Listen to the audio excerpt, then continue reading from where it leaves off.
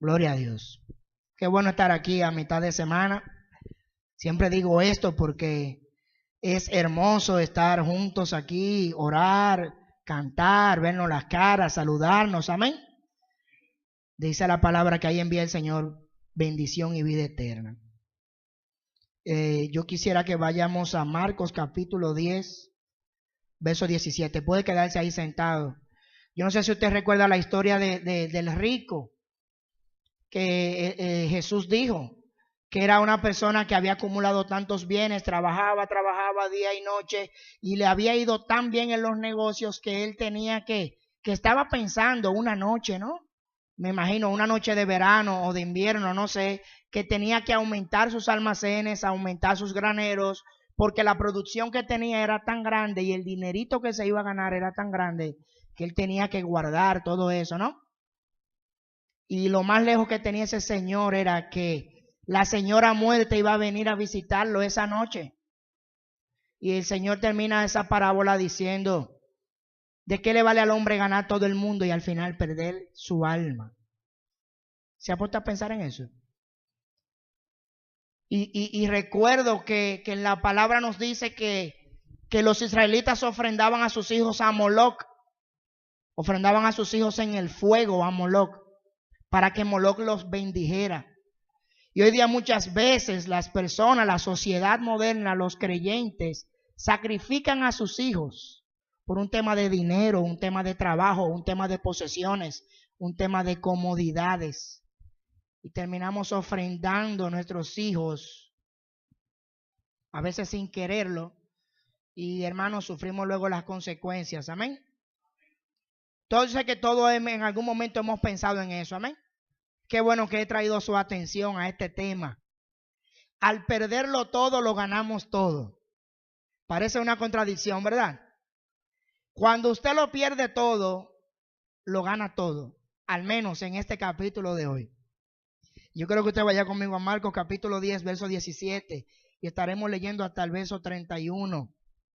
Marcos 10, del 17 al 31. Cuando usted lo tenga puede decir amén. Y vamos a ponernos de pie, sí, amén, para puesto de acuerdo leer la palabra. Y leemos así. Al salir él para seguir su camino, llegó uno corriendo y, arrodillándose delante de él, le preguntó: Maestro bueno, ¿qué haré para heredar la vida eterna? Jesús le dijo: ¿por qué me llamas bueno? Nadie es bueno sino solo uno, Dios. Los mandamientos sabes: no adulteres, no mates, no hurtes, no digas falso testimonio, no defraudes, honra a tu padre y a tu madre. Él entonces respondiendo le dijo: Maestro, todo esto lo he guardado desde mi juventud. Entonces Jesús, mirándolo, lo amó y le dijo: una cosa te falta. Anda, vende todo lo que tienes y dalo a los pobres y tendrás tesoro en el cielo. Y ven, sígueme, tomando tu cruz. Pero él, afligido por esta palabra, se fue triste porque tenía muchas posesiones. Entonces Jesús, mirando alrededor, dijo a sus discípulos: ¿cuán difícilmente entrarán en el reino de Dios los que tienen riquezas? Los discípulos se asombraron de sus palabras, pero Jesús, respondiendo, volvió a decirles: hijos, cuán difícil es entrar en el reino de Dios a los que confían en las riquezas. Más fácil es pasar un camello por el ojo de una aguja que entrar un rico en el reino de Dios. Ellos se asombraban aún más, diciendo entre sí: ¿quién pues podrá ser salvo? Entonces Jesús, mirándolos, les dijo: para los hombres es imposible, pero no para Dios, porque todas las cosas son posibles para Dios. Entonces Pedro comenzó a decirle: nosotros lo hemos dejado todo y te hemos seguido.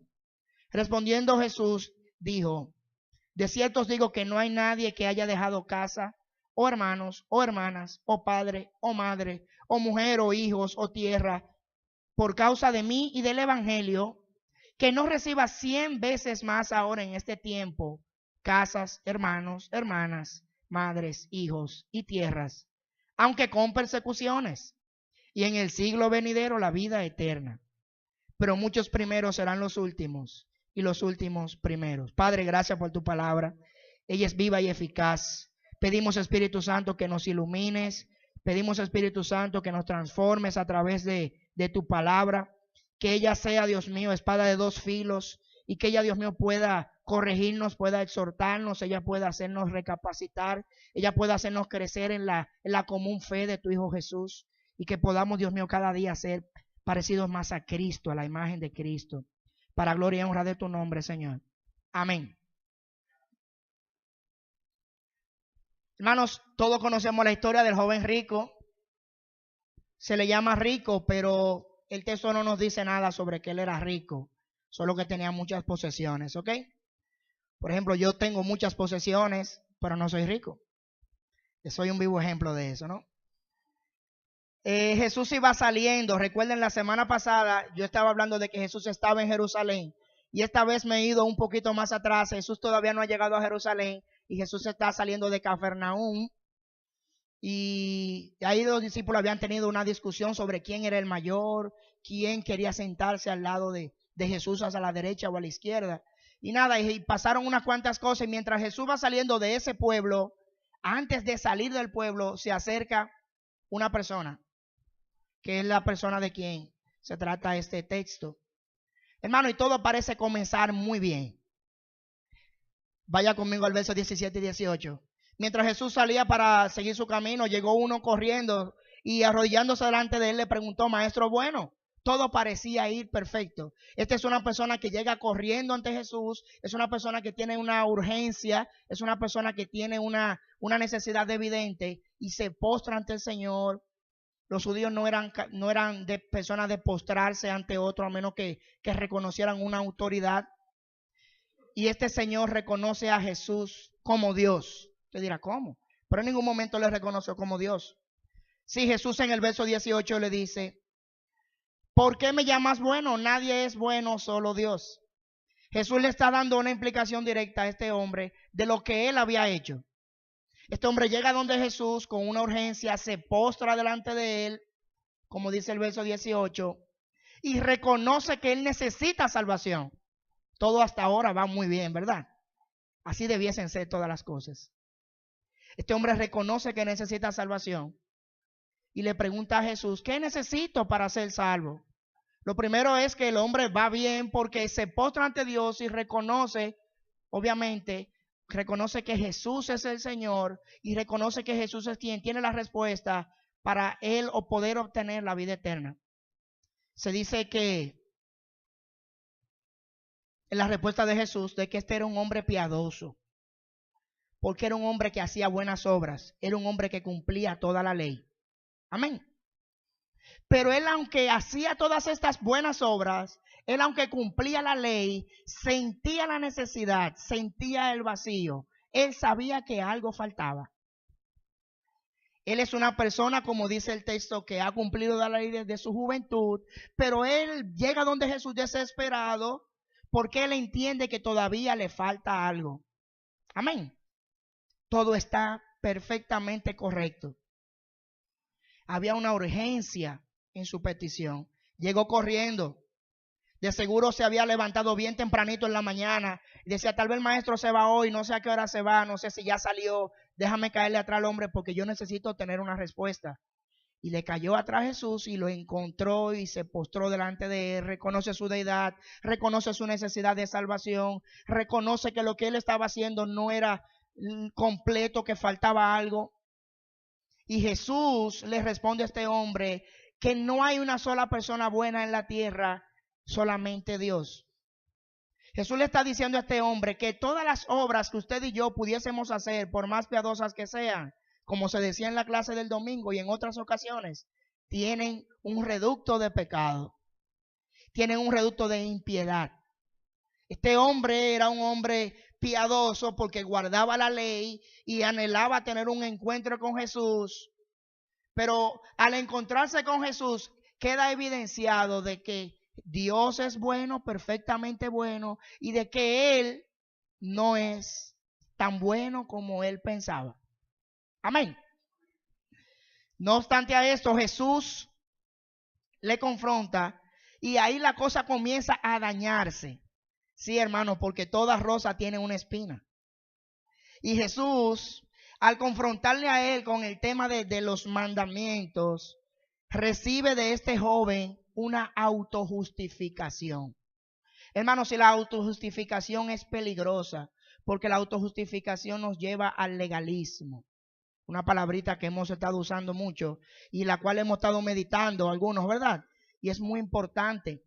Y el legalismo me hace creer que con mis obras puedo ganar un favor o puedo pagar algo o puedo obtener. Amén. Y como hemos dicho en otras ocasiones, medimos a los demás por las obras que nosotros hacemos y medimos a los demás dentro de nuestro molde. Y creemos que porque hacemos obras, creemos porque hacemos sacrificios, creemos que porque hacemos obras de piedad, pues entonces estamos un poquito más allá, más pegado, un poquito más frío, ¿verdad? Como dice la caricatura de Poteleche, frío con el balbú. Y hay personas que entienden que pueden comprar a Dios con sus obras. Este joven, cuando recibe la confrontación de Jesús, Jesús le enumera los mandamientos. Yo quiero que usted vaya conmigo al verso 19 y vea algo interesante que yo noté. Jesús le dice, los mandamientos sabes. No adulteres, no mates, no hurtes, no digas falso testimonio, no defraudes, honra a tu padre y a tu madre. No sé si se dan cuenta, pero Jesús le está citando la mitad de los 10 mandamientos. Los mandamientos que tienen que ver con la relación con los demás. Los mandamientos que tienen que ver con su amor con el prójimo, que tienen que ver con sus obras y demás. Amén. Lo están notando, ¿verdad? Al igual que yo lo noté. Este hombre se autojustifica y dice, pero yo he hecho esto desde mi juventud. Es decir, pues si es así, ya yo estoy pago. Ya yo estoy adentro. Y recibe una confrontación de Jesús. Oiga, ¿cuál es la confrontación? Una cosa te falta, ve y vende todo lo que tienes y dáselo a los pobres. ¿Por qué Jesús le pregunta esto? Cuando este joven se autojustifica, es descubierto en la intención que éste tenía. Porque cuando Jesús le hace esta pregunta, él está evidenciando que en verdad él no está cumpliendo con la segunda mitad de los mandamientos. Le voy a dar una pequeña explicación. Los primeros 5 mandamientos se refieren a nuestra relación directa con Dios. Ama al Señor tu Dios sobre todas las cosas. ¿Cuál es el segundo mandamiento? El segundo mandamiento, no tomarás el nombre del Señor tu Dios en vano. Guarda el día de reposo, etcétera. Los primeros 4 mandamientos tienen que ver con nuestra relación directa, con nuestro concepto de Dios, con nuestra entrega a Dios. Y la segunda parte de los 10 mandamientos son una consecuencia o una respuesta de la primera parte de los 10 mandamientos. Hermano, si usted no cumple con la primera parte de los 10 mandamientos, no será posible que usted cumpla con la segunda. Y si la cumple, es de una forma superficial, obras muertas, como son todas las obras de aquel que no cree. ¿No se ha encontrado usted con ese amigo, ese compañero de trabajo, ese familiar tal vez que le dice, pero yo no robo, yo no mato, yo no hablo de nadie, yo no me meto con nadie, yo, ¿verdad?, pago todos mis impuestos, etcétera, etcétera? Y ellos mismos se autojustifican porque entienden que al cumplir con aquellas obras visuales, aquellas cosas externas, pues entonces son justificados. ¿No se ha encontrado usted con ese tipo de personas? Sin embargo, son personas que no aman a Dios realmente porque no tienen una correcta relación con Él. Jesús, cuando le hablan de la ley, Jesús resume la ley en 2 mandatos bien claros y sencillos. La ley en general tenía más de 340 mandamientos para muchísimas cosas. Pero Jesús resume la ley y los profetas en 2 mandatos. Amarás al Señor tu Dios con toda tu alma, con toda tu mente, con todo tu corazón, con todas tus fuerzas. Es decir, con todo tu entero ser, amarás a Dios. Lo pondrás por encima de todas las cosas, lo pondrás en primer lugar. Y luego, amarás a tu prójimo como ¿qué? Como a ti mismo. Hermanos, y este hombre pensaba que se le estaba comiendo con yuca porque él estaba cumpliendo todo eso desde su juventud. Y cuando Jesús, como siempre lo hacía magistralmente, le confronta en su autojustificación, queda este hombre descubierto. evidencia que él no tenía tal amor por el Señor. ¿Por qué Jesús no le dijo a él sobre los primeros 4 mandamientos? Primero, este hombre era un judío piadoso y se supone que ese mandamiento era lo primero en su vida, al levantarse, al acostarse, al caminar, al ir por él, por donde quiera que él estuviese, él iba a tener presente su amor por el Señor. Pero hermanos, al parecer, este hombre se concentró más en las evidencias externas, en las actitudes externas, en las actividades que podían, ¿verdad?, darle a pensar tanto a él como a los demás de que era una persona piadosa. Este hombre no amaba al Señor realmente. Jesús generalmente nos lanza retos a nosotros, ya tal vez no de una manera física, porque Él no está entre nosotros de manera física, pero a través de su palabra somos confrontados día a día respecto a las cosas que hacemos o dejamos de hacer. Cada vez que usted y yo abrimos la palabra, cada vez que usted y yo vamos al Señor en oración, cada vez que compartimos un texto, cada vez que intercambiamos opiniones respecto a cosas de la Biblia, somos confrontados. Yo no sé usted, cuando yo abro la palabra soy confrontado. Y a nosotros se nos hace más fácil, como se ha dicho anteriormente y como dice la palabra, mirar el defecto en los demás y en vez de confrontarnos a nosotros mismos. ¿Verdad que sí? Generalmente es mucho más fácil ver cómo las cosas se aplican a los demás y no aplicárnoslas a nosotros. Ahora bien, yo le pregunto a usted, porque estamos en este tema de nuestra confrontación. Todos nosotros tenemos cosas, y no solamente cosas materiales, tenemos cosas espirituales, tenemos cosas que están en el plano de las emociones, en el plano de la inteligencia, están en el plano del servicio. ¿Qué usted tiene, hermano? ¿Qué usted tiene y cómo usted lo comparte? Amén. Porque Wiley pudiese dar muchas clases de música gratis, ¿verdad? Aunque no deben de ser gratis, porque todo debe tener un valor. Pero Wiley pudiese hacer buenas obras, ¿verdad? O los doctores allá pudiesen, y cualquiera, el abogado, cualquiera, el vendedor, quien sea, puede hacer buenas obras gratis. Pero a veces esas obras vienen con una intención errónea. O a veces tenemos conocimientos, o a veces tenemos actitudes, o a veces tenemos recursos, talentos, inteligencias que no queremos compartirlas con los demás. Hermanos, si a veces nos pasa que tenemos actitudes, tenemos talentos, tenemos cosas que albergamos que pueden ser de utilidad para otros y nosotros nos las reservamos. No queremos compartir lo que de gracia hemos recibido. Amén. ¿Qué dijo Jesús? Jesús dijo, ninguno puede servir a 2 señores, porque amará a uno o aborrecerá a otro. Y usted y yo, todo lo que tenemos, lo tenemos por gracia, como dice la palabra, pero tenemos que entender que lo que tenemos no es nuestro, sino que nos ha sido dado. Vaya conmigo a Santiago capítulo 1. Verso 17, es un texto que me gusta bastante porque me aterriza mucho.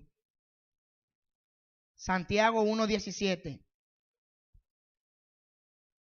Toda buena dádiva y todo don perfecto desciende de lo alto, del Padre de las luces, en el cual no hay mudanza ni sombra de variación. Todo lo que usted tiene lo ha recibido de parte de Dios. ¿Y qué usted está haciendo con eso que usted tiene? ¿Cómo usted lo está repartiendo a los pobres?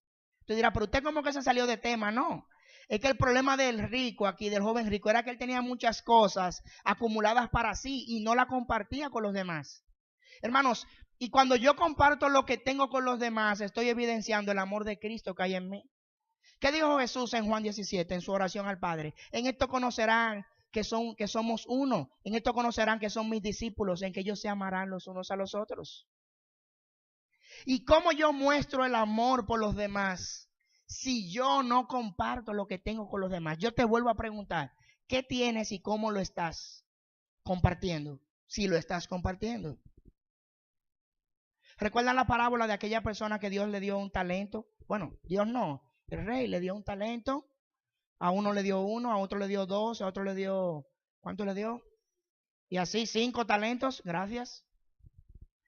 Hubo 2 personas que se multiplicaron sus talentos, y cuando vino el rey a pedir cuentas, el que había recibido 5, ¿qué hizo? Mira, aquí te entrego los 5 y 5 más.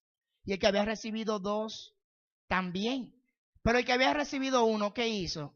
Se quedó con ese talento, y no vamos a ahondar en el tema sobre qué era eso y las actitudes de esta persona, pero vemos que él pudo haberse multiplicado en gran o en poca manera, pero no lo quiso así por un tema de ¿qué? De actitud. Usted y yo estamos en esta tierra y Dios nos ha dado muchísimas cosas para que usted y yo nos multipliquemos.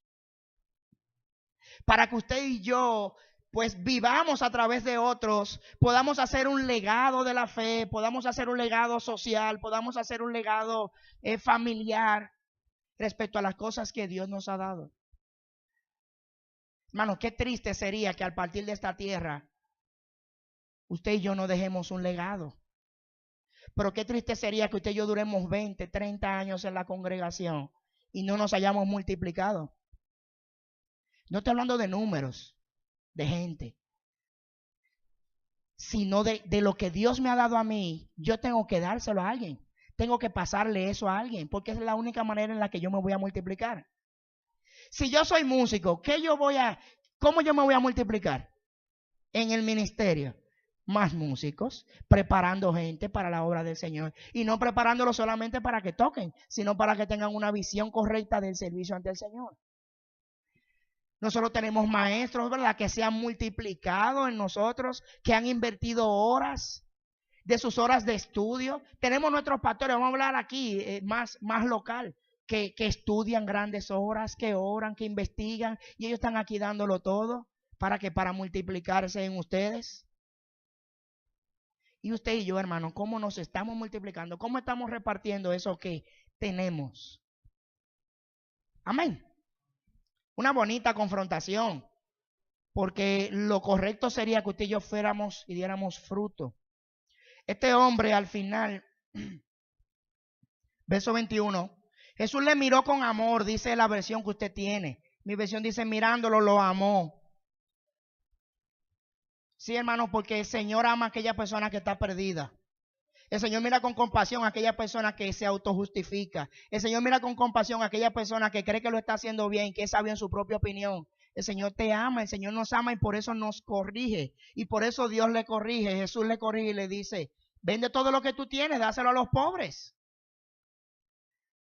Porque lo que tú tienes no es tuyo, tú lo has recibido de regalo, dáselo a los pobres. Está diciendo eso, que todos ustedes me den todo lo que tienen, que vendan sus casas, que den su cartera, que den su dinero, que den su vehículo. No. Se trata de una actitud ante los demás.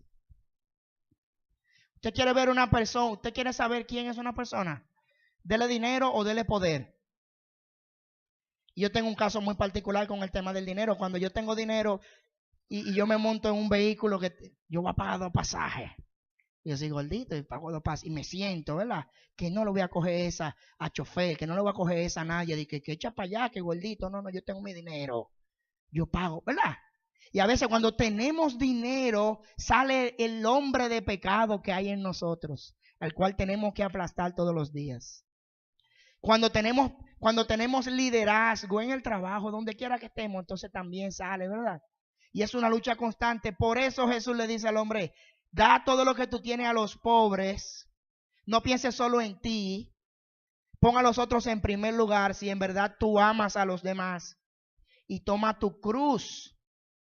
Porque es necesario, hermano, para desprenderse de lo que uno tiene, para entender que lo que uno tiene no es de uno, sino un préstamo que Dios nos ha dado en esta tierra, para que lo multipliquemos, para que seamos luz en medio de las tinieblas, para que seamos sal en un mundo podrido. Cuando entendemos que eso que tenemos no es de nosotros, sino que lo hemos recibido para darlo, hay una lucha con el ego, hay una lucha con nuestro yo, hay una lucha con nuestra humanidad. Porque a veces hasta tú queriendo ayudar a una persona recibes el desprecio de esa persona, ¿verdad que sí? Entonces ahí tiene que aplastar tu yo, tu hombre carnal. Por eso Jesús dice, tomando tu cruz. Hermanos, hay una triste pero gloriosa realidad del evangelio. Este hombre, lamentablemente, se fue afligido. Hermano, porque llega un momento en el evangelio donde usted y yo no podemos fingir. O somos o no somos. Llegará un momento donde Jesús confrontará nuestra vida y entonces los peces buenos serán echados a un lado y los peces malos serán echados al otro lado. Llegará un momento de tensión en nuestra vida cristiana donde o vendremos al arrepentimiento o saldremos corriendo por aquella puerta. Porque nadie puede servir a dos señores. Lamentablemente, algo que comenzó muy bien fue yendo de mal en peor. El chico, el joven rico, se fue afligido, dice el verso 22, porque tenía muchas posesiones. Así hay mucha gente en el mundo que no quiere venir a Cristo porque no quiere dejar el trago, porque no quiere dejar sus amistades, porque no quiere dejar las mujeres, porque no quiere dejar los buenos negocios, aquellos negocios que ustedes saben que son fraudulentos, pero son negocios que le van a dar buenos dividendos. No quieren dejar la mentira, no quieren dejar el engaño, no quieren tener que estar como sometiéndose a una persona, a un ser humano, a un pastor, lo que sea, mil excusas. No quieren ceder, no quieren abandonarse, no quieren dejar sus riquezas, sus posesiones. Y se van tristes y no vienen a Cristo. Y es bien lamentable. Pero aunque esto es triste, hay una gloriosa realidad, hermanos. Y es que el evangelio no es para los ricos.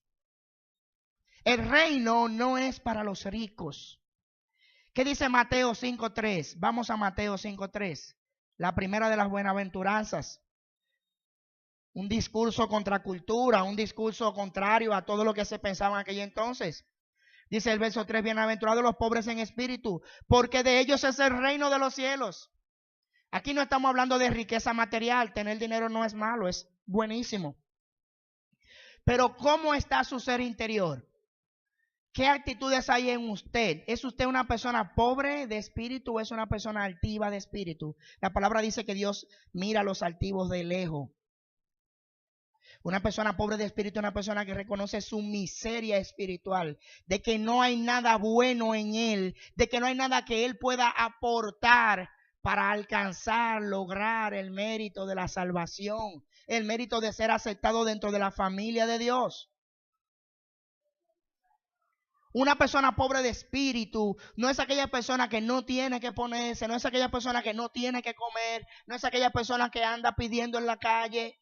Un pobre de espíritu es una persona que reconoce su inmensa necesidad de Dios, su absoluta necesidad de Dios, que reconoce que si Dios no le hubiese metido la mano, un dedito, tuviese consumido en el infierno, hermanos.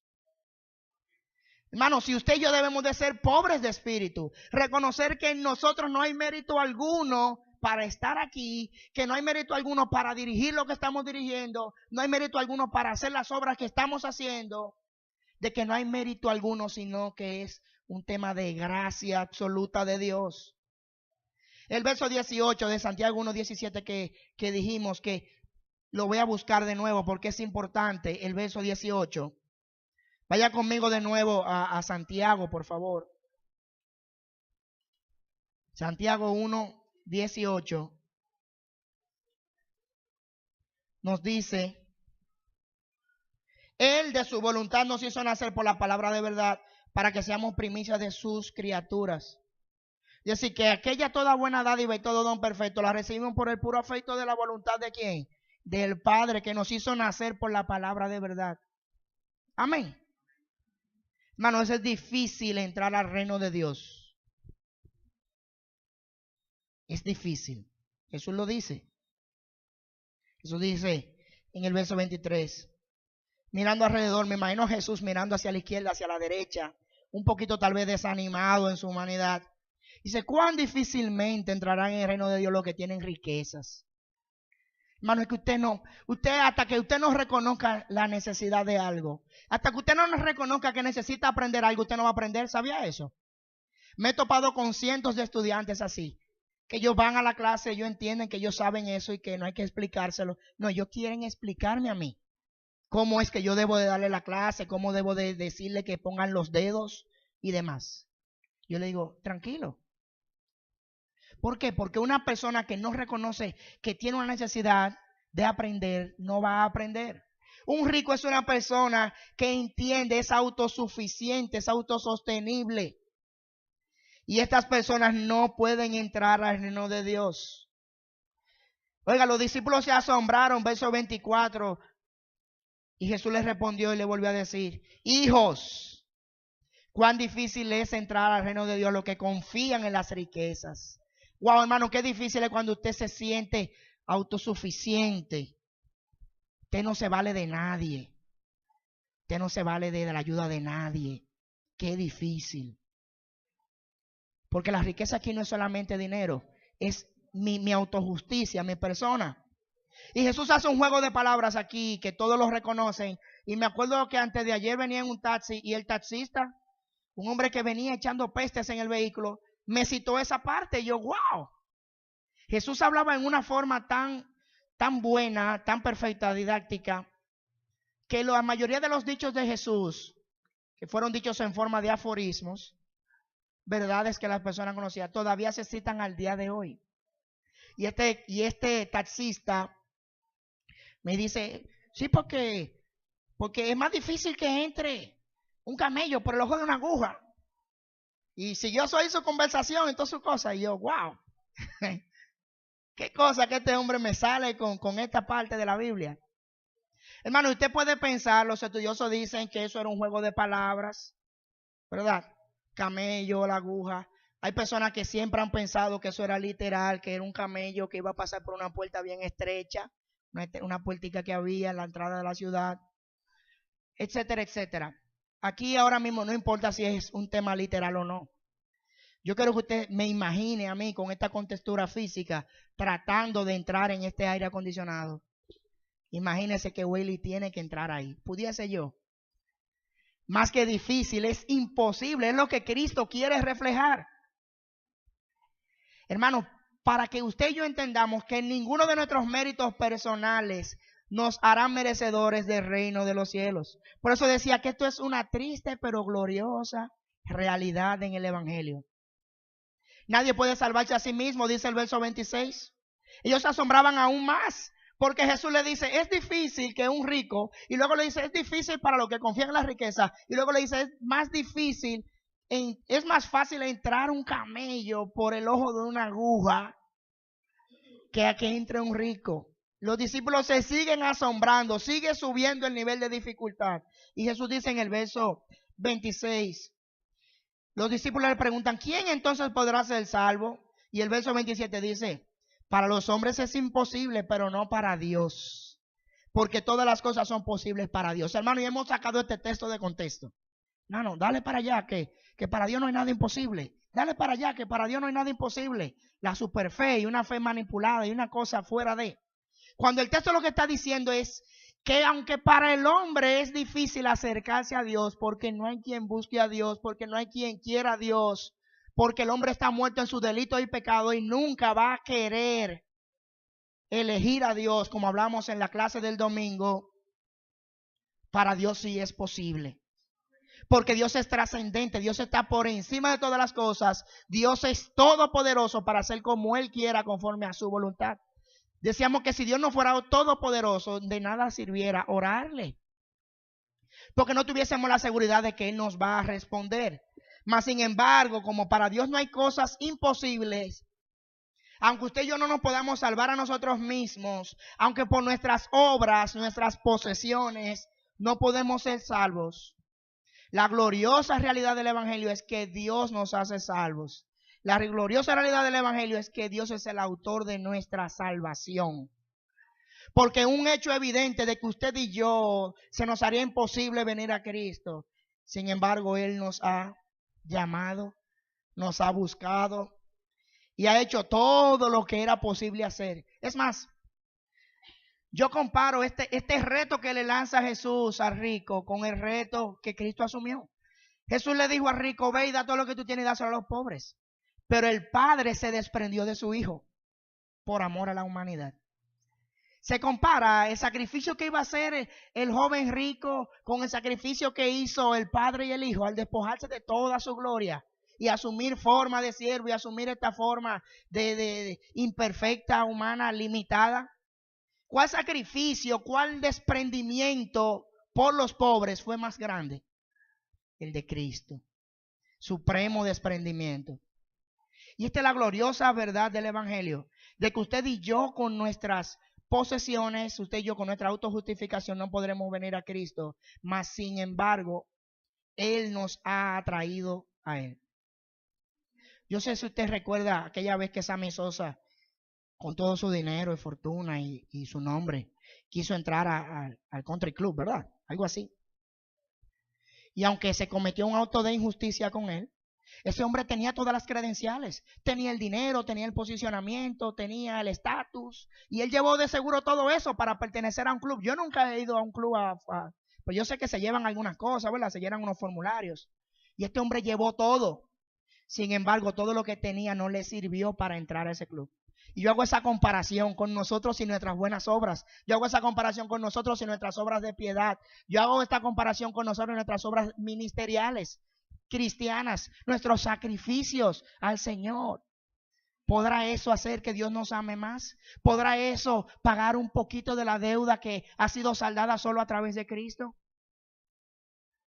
Hermano, bajémonos de esa nube. Y entienda que lo que usted tiene, lo que Weili tiene, no es suyo propio. Ha sido recibido para que pueda darlo a los demás y pueda multiplicarse. Y era lo que el joven rico no entendía. Y por eso digo, hermanos, que el perderlo todo lo ganamos todo. Vaya conmigo al verso 28. Entonces Pedro, que Pedro era siempre el que salía al inicio. Entonces Pedro comenzó a decirle: Señor, pero nosotros lo hemos dejado todo y te hemos seguido. Hermano, Señor llamó a Pedro trabajando en una barca, porque el Señor lo llamó a vagos. Atienda esto, el Señor no llamó a vagos. Pedro, su hermano y los demás estaban pescando cuando Dios lo llamó. Y ellos dejaron todo. Jesús no tenía dónde recostar su cabeza y Jesús hacía largas giras ministeriales. Y de seguro Pedro descuidó a su familia. Y de seguro Pedro descuidó a su esposa. No le estoy mandando a hacer eso. Lo que le estoy diciendo es la realidad. Tal vez Pedro de viaje con Jesús, cayéndole atrás a Jesús, durmiendo en el monte, cruzando el mar de Galilea. Pues Pedro de seguro duraba días, semanas sin ver a su familia. Y por eso a Pedro le dolió esto. Y le dijo: Señor, pero nosotros lo hemos dejado todo y te hemos seguido. Y Jesús da una respuesta que lo llena de esperanza, no solo a él, sino a usted y a mí, que leemos esto. Dice: de cierto digo que no hay nadie que haya dejado padre, madre, hermanos, hermanas, mujeres, hijos, tierras, a causa de mí, del evangelio, que no reciba 100 veces más ahora en este tiempo, casas, hermanos, hermanas, padres, hijos, tierras, aunque con persecuciones. Y en el siglo venidero la vida eterna.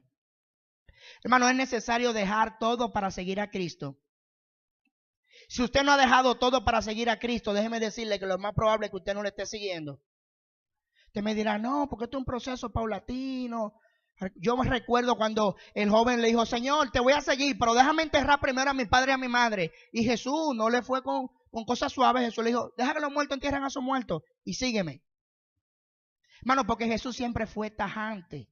En Lucas, creo que 14:28 dice: aquel que quiera venir en pos de mí, niéguese a sí mismo, tome su cruz y sígame. Y calcule bien, porque nadie que va a hacer una torre se pone a hacerla sin calcular primero. Hermano, no es que usted y yo podemos calcular si vamos a venir a Cristo o no, sino que cuando usted y yo venimos a Él, porque fuimos atraídos por Él, debemos entender que ya todo debe quedar atrás. Hermano, esta palabra no nos dice que descuidemos a nuestra familia, que descuidemos nuestro trabajo, que descuidemos nuestro entorno. Al contrario, esta palabra nos dice que tengamos relaciones significativas, como la frase que anda rodando por ahí.